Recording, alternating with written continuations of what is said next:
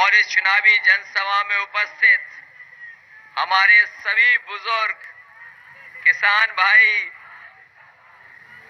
बड़ी संख्या में नौजवान साथी, पत्रकार बंधुओं, मैं सबसे पहले आप सबका धन्यवाद और आभार प्रकट करूंगा इस चुनावी जनसभा को सफल बनाने के लिए।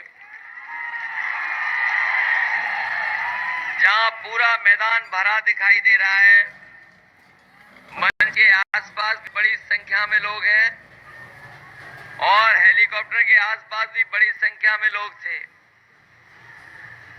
ये 6वें चरण का चुनाव है और मैं समझता हूं जो हवा उत्तर प्रदेश में चल रही है उसके बारे में अभी तक तो आजमगढ़ के लोगों को पता लग गया होगा।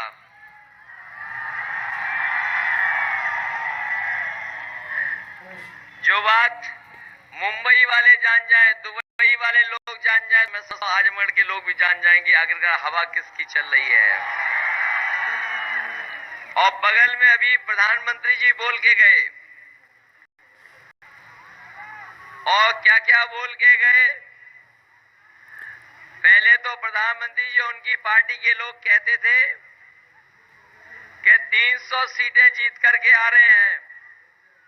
पता नहीं मऊ आते आते तक कहने लगे कि गठबंधन की सरकार बनने जा रही है। और अभी आजमगढ़ शायद नहीं आए हैं और आजमगढ़ इसलिए नहीं आए कि वो जानते हैं 10 की 10 सीटें साइकिल के संग जाने वाली हैं। इसलिए आपसे पहले ही उन्होंने किनारा कर लिया।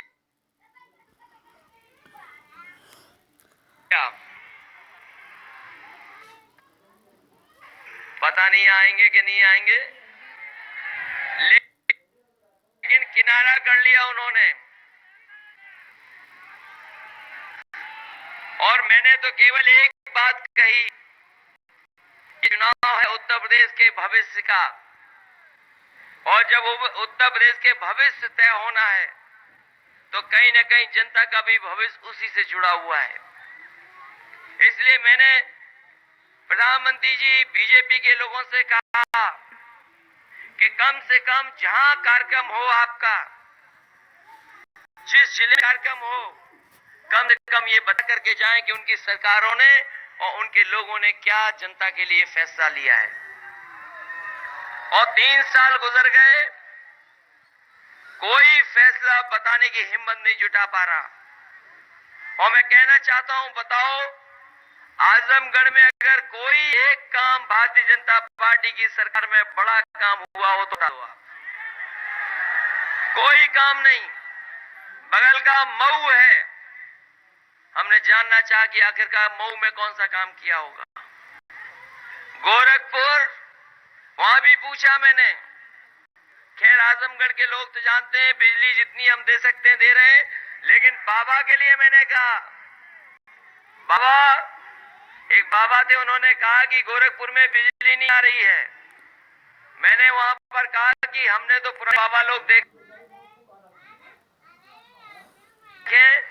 कभी कभी हाथ पे आग रख लेते थे, उनका हाथ नहीं जलता था।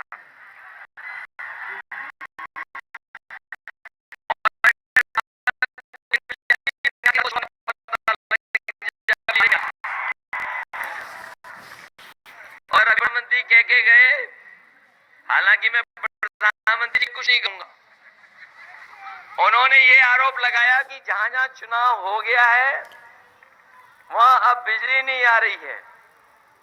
हम तो कहते हैं कि पहले चरण में कहीं पता कर लें, और फिर आजमगढ़ से ज्यादा अच्छा कौन जानता होगा कि चुनाव रहा होगा नहीं रहा होगा।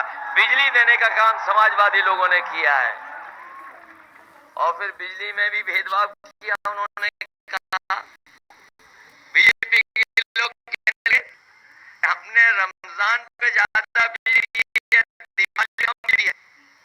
मैंने आंकड़े निकलवाए और उनको जवाब दिया प्रेस के सामने, कहा कि समाजवादी लोग कभी भेदभाव नहीं करते और अगर हमने रमजान पे बिजली दी